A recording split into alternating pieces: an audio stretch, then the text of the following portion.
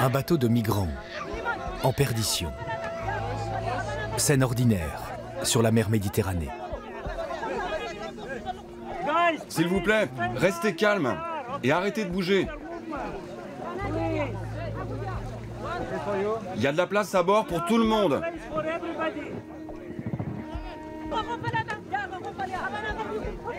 L'an dernier, 115 000 personnes ont emprunté cette route et ses périls.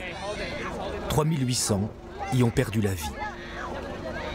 Pour tenter de les secourir, un navire, l'Aquarius. L'histoire d'une initiative citoyenne, la solidarité en mer face au drame de l'émigration.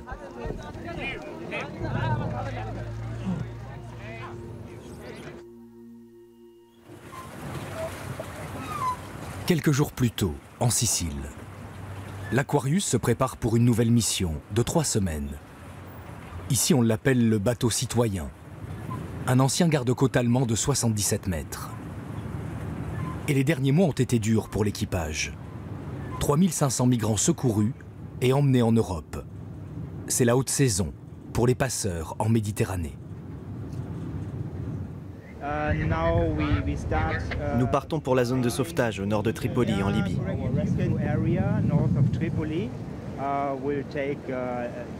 C'est à un peu moins de 2 jours de navigation. Nous ne savons pas combien de migrants nous allons trouver là-bas. Ça dépend vraiment de la météo. Mais les migrants me disent souvent qu'ils préfèrent mourir en mer que de rester en Libye. Ça montre bien quelle est la situation dans ce pays, surtout pour les Noirs. Ils sont torturés là-bas et n'ont pas d'autre choix que de partir. Partir pour trouver une vie meilleure. L'Aquarius n'est pas un bateau comme les autres. Son équipage, des volontaires et des humanitaires venus des 4 coins d'Europe. Son mode de financement, les dons privés. Le navire a besoin de 11 000 € par jour pour fonctionner.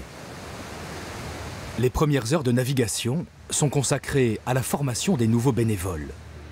Apprendre en quelques heures à sauver des vies. Bienvenue à notre formation de premier secours. On va vous expliquer pourquoi il est important que tout le monde ici puisse faire un massage cardiaque et savoir si quelqu'un a perdu connaissance ou non. C'est pour le cas où nous aurions un grand nombre de victimes, dans l'hypothèse d'un sauvetage tragique. Imaginons un scénario.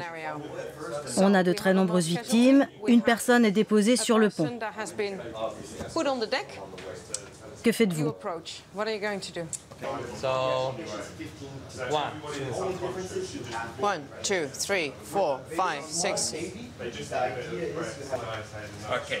Je place le masque ici et j'appuie.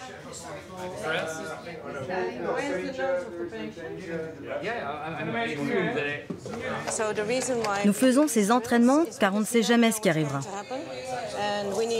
Et on a besoin d'un maximum de personnes capables de faire des réanimations, capables d'utiliser les différents appareils.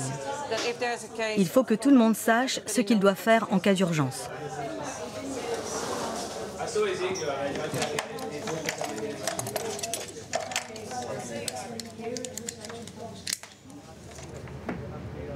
L'Aquarius stoppe ses machines au large de l'île de Lampedusa.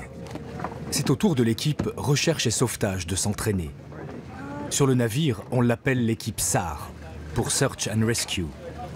C'est elle qui ira au contact des bateaux en détresse.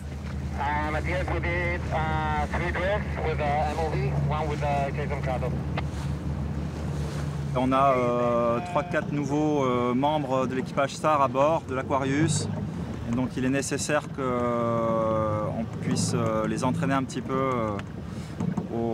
à la mise à l'eau des bateaux, à la récupération d'un homme à la mer. Bon, ça ne veut pas dire qu'on est prêt à toute situation, quoi. Personnellement, je n'ai jamais vu 15 personnes ou 20 ou 50 tomber à l'eau en même temps. Et donc le jour où ça arrive, il faudra qu'on réagisse, quoi. L'entraînement doit s'arrêter, au bout d'une vingtaine de minutes seulement. L'Aquarius change de cap. Une première mission attend l'équipage d'SOS Méditerranée. On a reçu un appel du Centre de coordination de sauvetage maritime. Nous devons prendre en charge 116 migrants qui ont été repêchés par un pétrolier. Et ce pétrolier n'est pas du tout équipé pour les recevoir. Nous devons nous en charger. L'afflux de migrants est tel que les bateaux de la marine italienne ou ceux des humanitaires ne suffisent plus. Il peut y avoir 2, 3, voire 6000 sauvetages en une seule journée. Alors les navires marchands ont l'obligation de participer, de recueillir les naufragés. Ah, comme tu veux, mais à chaque fois, ouais. L'Aquarius envoie ses équipes pour gérer un transbordement en haute mer.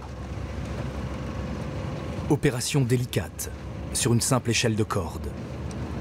Il faut prendre garde à la houle et à l'extrême fatigue des hommes.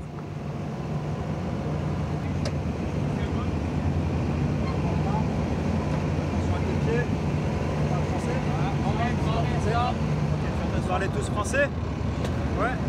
On va vous amener sur ce bateau rouge, orange. On est une organisation humanitaire et il y a des médecins aussi à bord, d'accord? On va vous emmener en Europe. Quelques mots simples pour calmer les inquiétudes de ces femmes et de ces hommes perdus depuis des jours en Méditerranée.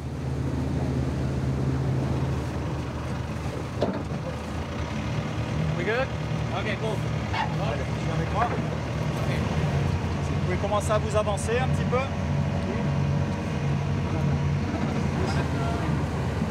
D'abord les blessés, puis les femmes et les enfants.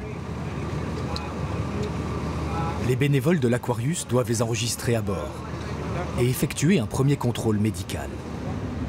Bonjour. Tu viens d'où? Viens, avance. De Côte d'Ivoire et tu as quel âge? 18 ans. Tu as 18 ans. Donc je te mets un bracelet autour du bras qui montre que tu as été enregistré. Mon collègue va t'examiner et je te laisse t'installer. Est-ce que je peux voir tes mains? Ça va?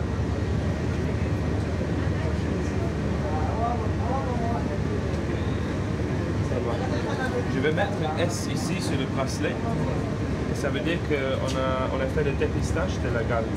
Et quand on arrive en Europe, ils vont te traiter très rapidement, très facilement. Okay? Bienvenue à bord. Bonjour monsieur. Moi je suis infirmier. Je voudrais savoir si ça te gratte. Oui? Oui, ça commence. Le séjour en Libye a été terrible pour les migrants. Presque tous sont malades, affaiblis, le regard vide. Mais certains commencent à parler de ce qu'ils ont vécu, là-bas, dans l'enfer de Tripoli. Parfois même les Libyens eux-mêmes, les policiers libyens, quand ils te prennent, ils t'emprisonnent. Il va falloir que tu appelles la famille encore du pays pour leur dire qu'envoyez-moi telle somme pour ma délivrance. C'est de la merde franchement. À Tripoli, franchement, à chaque 19h, 20h, ils commencent à tirer à l'air. On entend des coups de fusil partout, ça et là. Et franchement, ça donne le dégoût.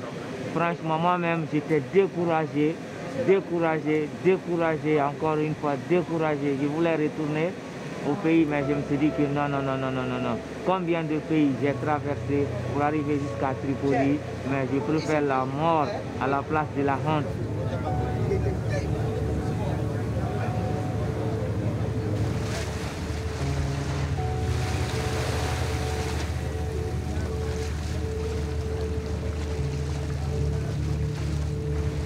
L'Aquarius a presque rejoint sa zone de sauvetage, à plein régime.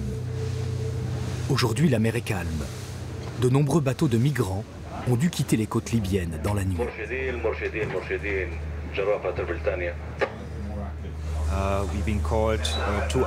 On nous a prévenus il y a 2 heures pour un bateau pneumatique en détresse. Il y a 110 personnes à bord. Il est toujours dans les eaux territoriales libyennes. Le centre de coordination des sauvetages nous envoie sur zone. Mais nous ne pourrons pas entrer dans les eaux territoriales. Les Libyens ne l'acceptent pas.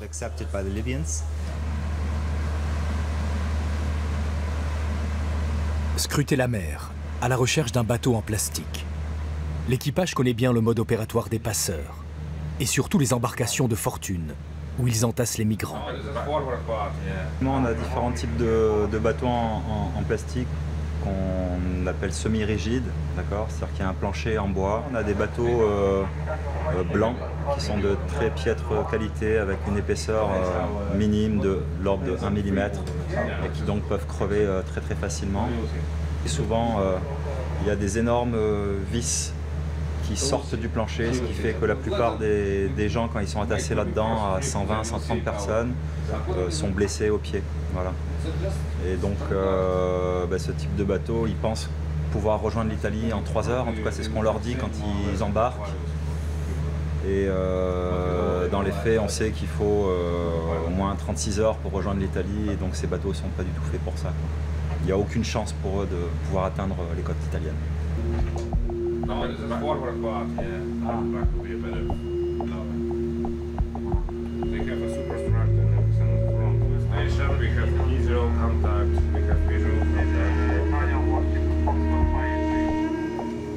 Sur le pont, les équipes sont tendues. On ne sait jamais à quoi s'attendre. Et puis le voilà, au loin.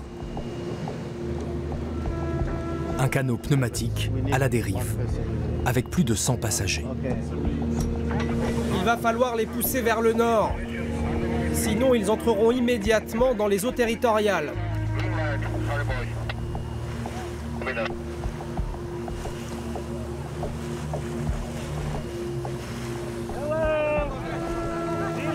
Est-ce que vous parlez anglais?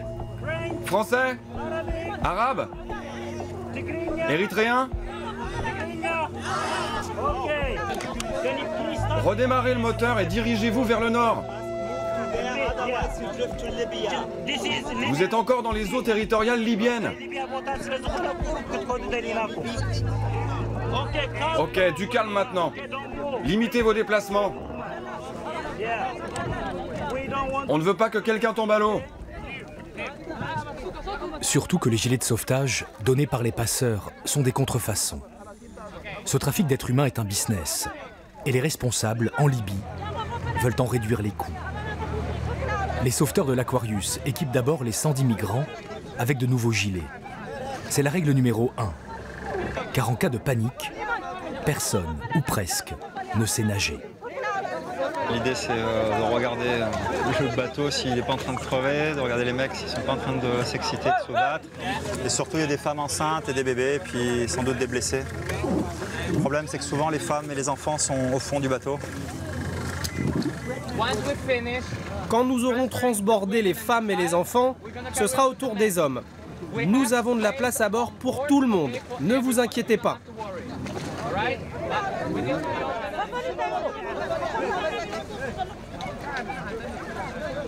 Le froid, la soif et la peur ont épuisé les migrants, surtout les plus fragiles.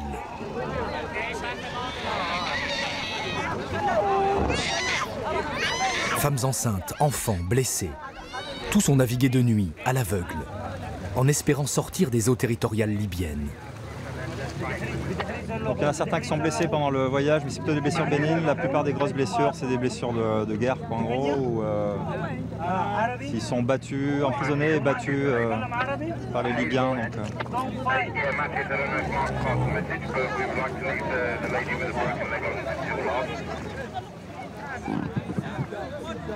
Pendant 2 heures, les sauveteurs vont transborder les migrants, par groupe de 10.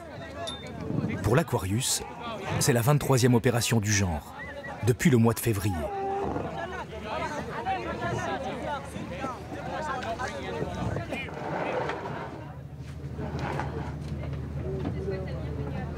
Dans la clinique du bord, il y a de nombreux blessés à soigner. Cette femme, brûlée par un mélange d'essence et d'eau salée. Des hommes maltraités en Libye. Ça fait pas mal si je mets le seringue dedans, ça va? Si je le vois comme ça, ça devrait être fait chaque 2 jours. D'accord? Super.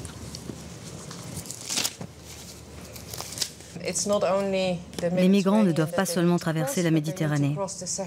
Avant ça, ils doivent franchir le Sahara, puis la Libye. Ils sont retenus prisonniers dans plusieurs endroits. On voit chez eux des symptômes. Il n'y a pas d'autre nom, c'est de la torture. Des marques de flagellation sur tout le corps, des os brisés, des dents arrachées de la bouche. Il y a aussi de nombreux indices sur leurs conditions de détention. Beaucoup de crampes, car ils sont entassés les uns sur les autres sans pouvoir s'allonger. Ils ont peu d'eau pour se laver, peu de nourriture. On ne peut pas dire qu'ils soient dans une grande forme.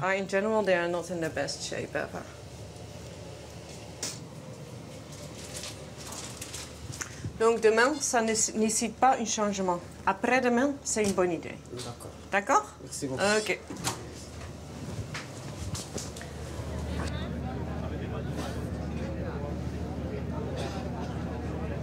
Les migrants sont tous à bord, sains et saufs. Reste une dernière mission pour les équipes de sauvetage. Nous écrivons juste recherche et sauvetage et la date. Nous trouvons très souvent des débris en mer. Et quand ils sont marqués, on sait qu'il s'agit d'un sauvetage, que tout le monde a été pris en charge, que ce n'est pas un naufrage.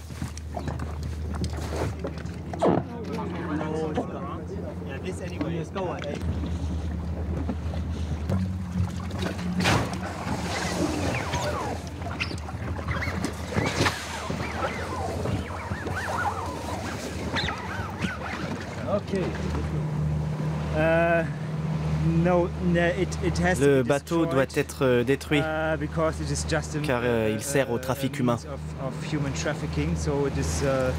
Il faut éviter qu'il soit réutilisé.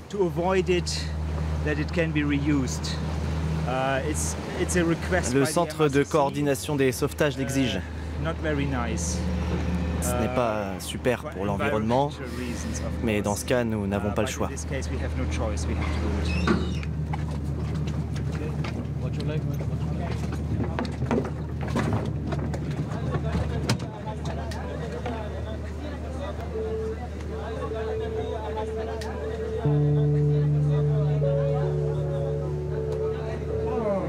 Pour l'instant, vu la fatigue,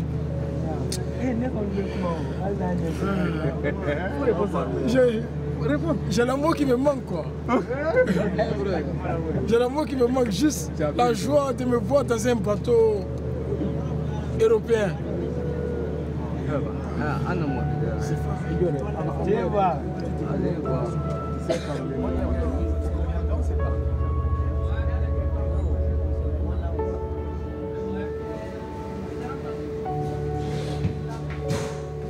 Bertrand Thiébaut a rejoint l'Aquarius il y a quelques semaines. Lui, le skipper de voiliers anciens, marqué à vie par le drame des migrants en Méditerranée. J'ai juste ressenti le besoin d'être là et d'être là au bon moment. Et je pense que dans un certain nombre d'années, les acteurs décisionnels européens auront à rendre des comptes. Comme pendant la Deuxième Guerre mondiale, il y a eu des personnes qui ont dû rendre des comptes à un moment donné. Et j'ai envie de pouvoir regarder dans les yeux mes futurs enfants et petits-enfants quand ils me demanderont où tu étais en 2016 et de quel côté tu étais.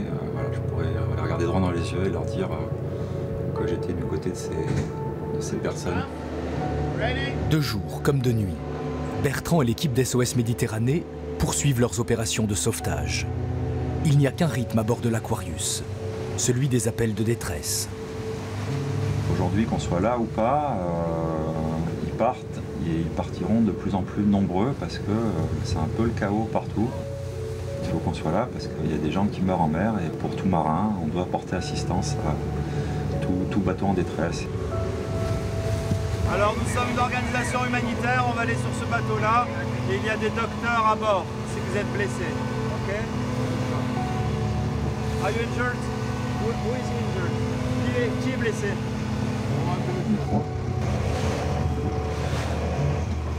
Il n'y a aucun échappatoire possible s'il n'y a pas de bateau comme le nôtre qui est là pour les secourir. C'est voué à l'échec, quoi, hein, et donc à la mort certaine.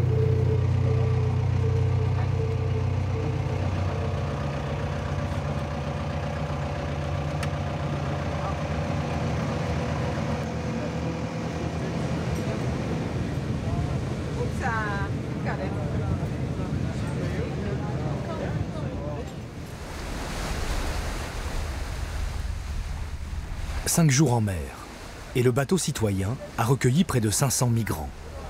Impossible d'attendre plus longtemps sur zone. Il faut rentrer en Sicile. L'Europe, si désirée, est presque là. L'espoir, mais aussi l'inconnu, pour ceux qui ont risqué leur vie en mer. Je vais vous donner des informations en 3 langues. Anglais, arabe et érythréen. C'est ici que nous vous avons secouru. Et nous faisons maintenant route vers une ville appelée Messine. Le ministère italien de la Santé et l'agence Frontex vont monter à bord. Il ne faudra pas vous inquiéter. C'est la procédure normale. Si vous avez de la famille en Europe, c'est très important de le signaler à la Croix-Rouge. Ils pourront vous aider à la rejoindre.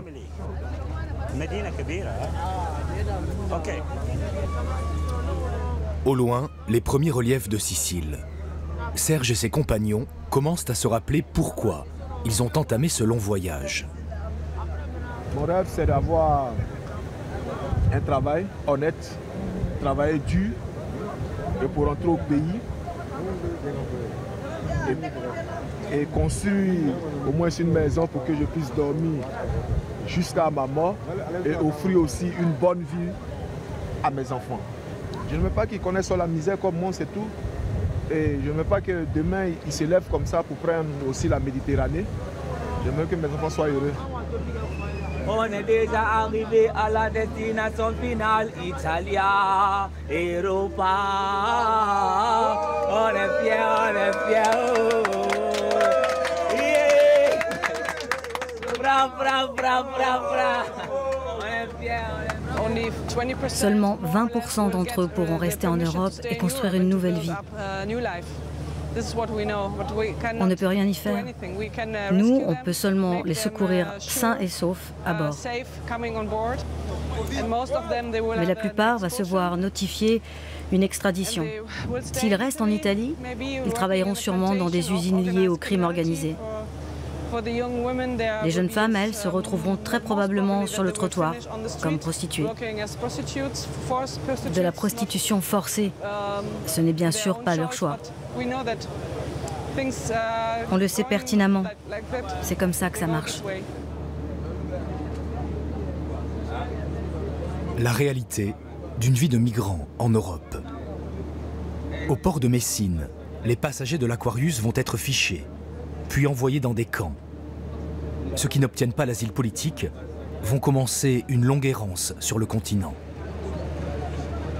Alors sur le pont de l'Aquarius, la pudeur et la réserve rythment le temps des adieux.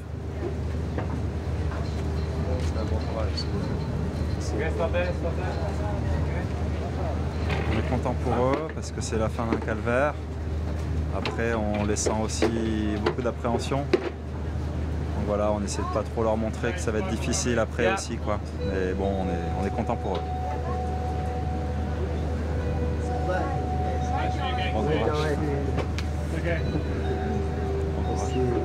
Soyez forts.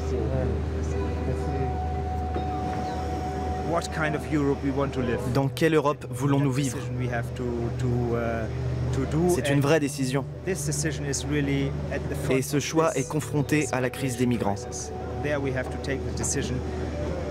La manière dont nous résoudrons cette crise décidera des valeurs qui sont les nôtres.